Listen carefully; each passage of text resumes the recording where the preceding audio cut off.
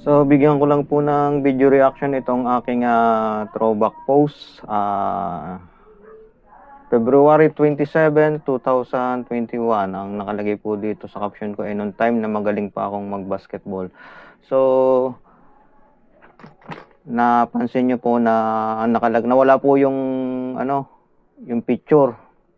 This content isn't available right now.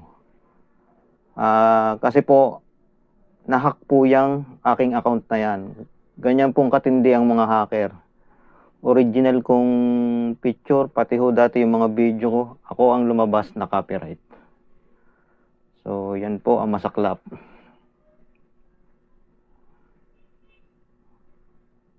Hindi naman kanyang picture at inari na kanya. Grabe.